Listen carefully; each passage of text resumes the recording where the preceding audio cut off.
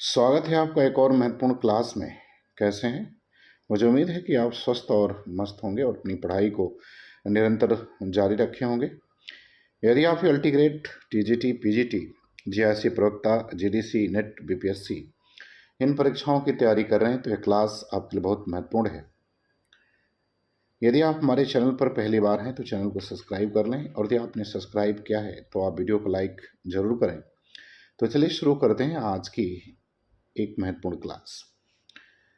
पहला सवाल कह रहा है कि अजहत स्वार्था किस शब्द शक्ति का भेद है?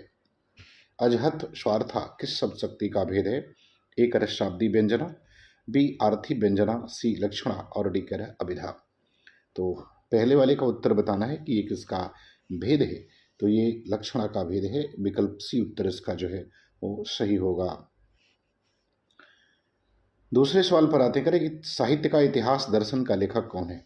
आपको बताना है कि साहित्य का इतिहास दर्शन इस पुस्तक के लेखक कौन है। ए रामचंद्र शुक्ल, बी हजारी प्रसाद द्विवेदी, सी रामविलास शर्मा और डी नलिन बिलोचन शर्मा। तो आपको बताना है कि इस पुस्तक के लेखक कौन है।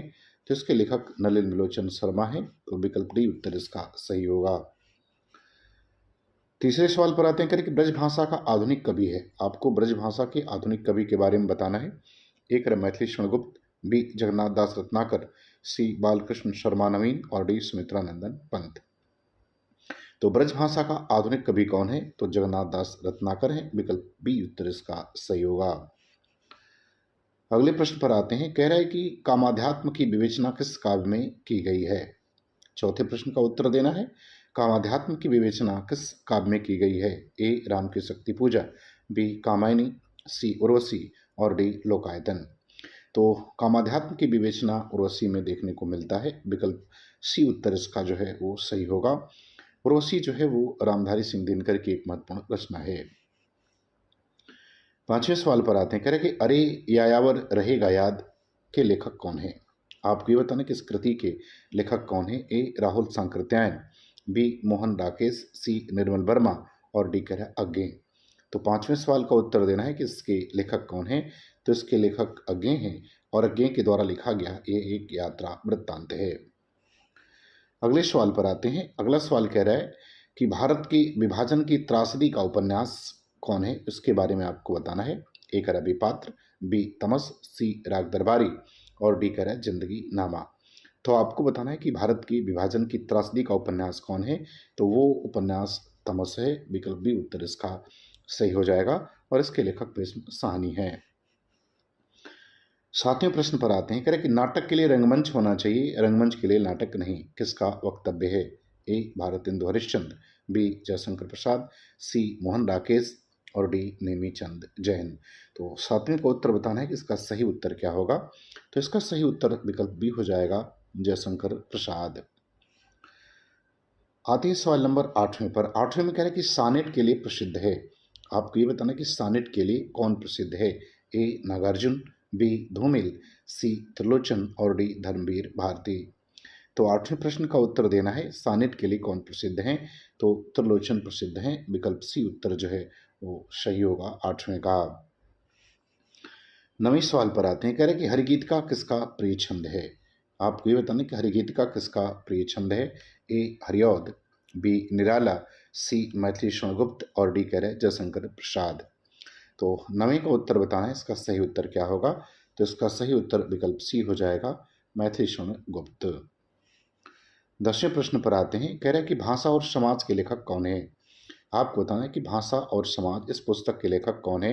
ए धीरेन्द्र वर्मा, बी सुनीति कुमार चटर्जी, सी रामविलास शर्मा और डी कह रहे हैं भोलानाथ तिवारी।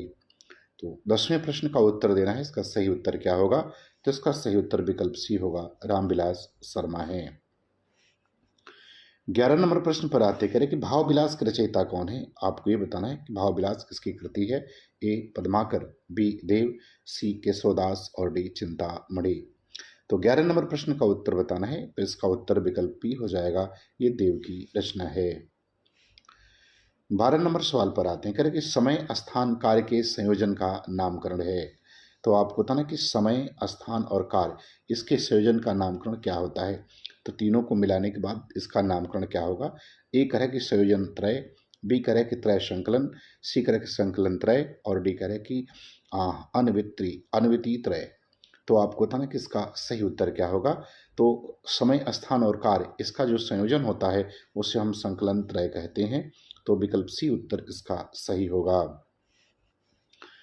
13 नंबर सवाल पर आते हैं। कह रहे हैं कि कविता की भाषा चित्रात्मक होनी चाहिए, काव्य में शब्द और अर्थ का अभिन्न संबंध होता है तथा भावों की अभिव्यक्ति और भाषा स्पष्ट मुक्त छंद में अधिक सुगमता से व्यक्त किया जा सकता है। यह कथन किसका है? ए सुमित्रानंदन पंत, बी सूर्यकांत त्रिपाठी निराला, सी डॉक्टर नगेंद्र और डी आचार्य रामचंद्र शुक्ल। तो इस कथन के बारे में बताना है। तो ये कथन पंत का है, तो विकल्प ए उत्तर इसका सही हो जाएगा। 14 नंबर सवाल पर आते हैं। कह रहे कि निबंध गद्य की कसौटी है, यह किसका विचार है? ए हजारी प्रसाद द्विवेदी, बी रामचंद्र शुक्ल, सी विद्यानिवास मिश्र और डी कुबेरनाथ राय। तो निबंध को गद्य की कसौटी जो है वो शुक्ल जी ने कहा था। विकल्प बी उत्तर इसका सही होगा। 15 नंबर प्रश्न पर आते हैं। कह रहे कि महादेव वर्मा की यामा में कितनी कृतियां सम्मिलित हैं? तो आपको बताना है कि यामा में कितनी कृतियां संकलित हैं। ए 3, बी 4, सी 5 और डी 6। तो 15 नंबर प्रश्न का सही उत्तर क्या होगा? तो इसका सही उत्तर विकल्प बी हो जाएगा, कुल 4 कृतियां सम्मिलित हैं। 16 नंबर प्रश्न में कह रहे हैं कि मतवाला पत्र का प्रकाशन कहाँ से हुआ? तो आप मतवाला पत्र के बारे में बताना है, इसका प्रकाशन कहाँ से हुआ। ए दिल्ली से, बी प्रयाग से, सी काशी से और डी कलकत्ता से। तो मतवाला पत्र जो है वो कलकत्ता से प्रकाशित होता था। विकल्प डी उत्तर इसका सही होगा। 17 नंबर सवाल पर आते हैं। करें कि संसद से सड़क तक के रचयिता कौन है? आपको ये बताना है कि संसद से सड़क तक इस कृति के लेखक कौन हैं। ए राजेश जोशी, बी अरुण कमल, सी धूमिल और डी उदय प्रकाश। तो 17 में संसद से सड़क तक ये धूमिल की कृति है। विकल्प सी उत्तर इसका सही हो जाएगा। 18 नंबर सवाल पर आते हैं। करें कि प्रथम ज्ञानपीठ पुरस्कार किसे प्रदान किया गया? ए आशापूर्णा देवी, बी जी शंकर कुरूप, सी सुमित्रानंदन पंत और डी उमाशंकर जोशी। तो आपको पहले ज्ञानपीठ पुरस्कार के बारे में बताना है। तो पहला ज्ञानपीठ पुरस्कार जी शंकर कुरूप को दिया गया था। विकल्प बी उत्तर इसका सही होगा। सवाल नंबर 19 पर आते हैं। 19 में कह रहे हैं कि बलचनमा उपन्यास में किस क्षेत्र का चित्रण किया गया है? बलचनमा उपन्यास में किस क्षेत्र का चित्रण है? ए अवध, बी पूर्वांचल, सी मिथिला और डी बुंदेलखंड। तो बलचनमा में जो है वो विकल्प सी उत्तर होगा, मिथिला के क्षेत्र का चित्रण किया गया है। आप कमेंट करके बताएं कि ये उपन्यास किसके द्वारा लिखा गया है। 20 नंबर सवाल में कह रहा है कि कहानी पत्रिका का संपादक थे। तो कहानी पत्रिका के कौन संपादक थे आपको ये बताना है। ए भैरव प्रसाद गुप्त, बी कमलेश्वर, सी मार्कंडे और डी श्रीपत राय। तो कहानी पत्रिका के संपादक का नहीं, के संपादक होगा, कौन थे? तो कहानी पत्रिका के संपादक भैरव प्रसाद गुप्त थे। तो विकल्प ए उत्तर इसका सही होगा।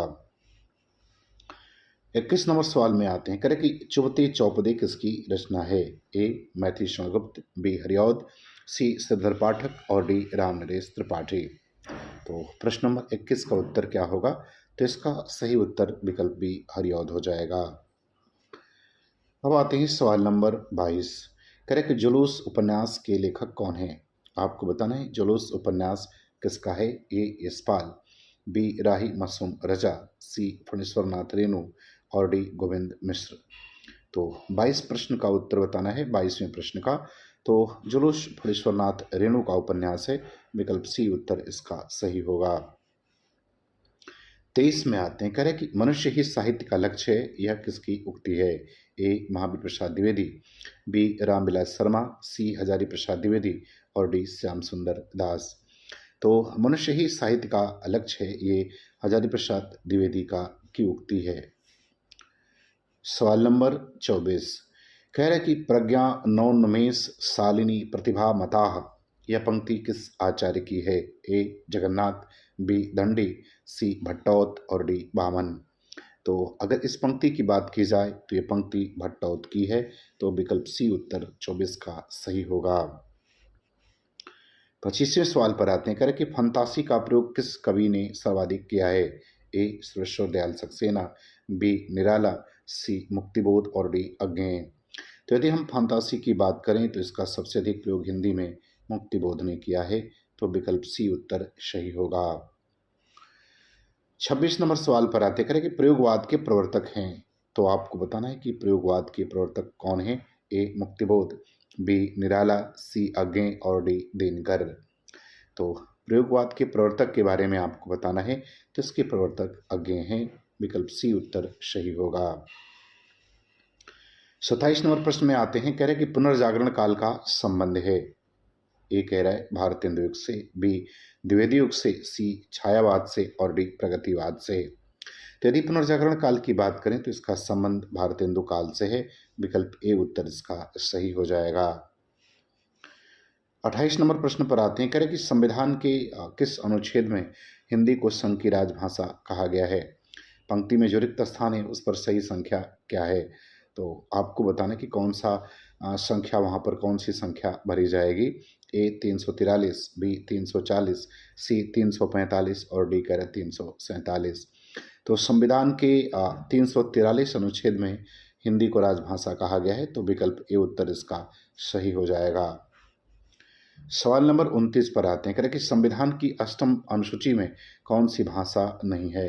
तो 8वीं अनुसूची में जो भाषा नहीं है उसके बारे में बताना है। ए नेपाली, बी सिंधी, सी कोंकणी और डी भोजपुरी। तो संविधान की 8वीं अनुसूची में भोजपुरी का जिक्र नहीं है, विकल्प डी उत्तर इसका सही होगा। अब आते हैं सवाल नंबर 30। कह रहे हैं कि 2023 का साहित्य अकादमी पुरस्कार किस रचना को दिया गया? ए मुझे पहचानो, बी सम्राट अशोक, सी तुमड़ी में शब्द और डी जिंदगी से रुखाई। तो आपको ये बताना है कि 2023 का साहित्य अकादमी पुरस्कार इन रचनाओं में से किसे मिला है? तो वो मिला है विकल्प ए मुझे पहचानो रचना को। एक उपन्यास है और संजीव के द्वारा लिखा गया है। इसमें संजीव ने सती प्रथा और नारी उत्पीड़न को केंद्र में रखा है। मुझे उम्मीद है कि ये वीडियो आपको पसंद आएगी, आपको अच्छा लगे तो आप चैनल को सब्सक्राइब करें। पूरा वीडियो देखने के लिए आपका बहुत बहुत धन्यवाद।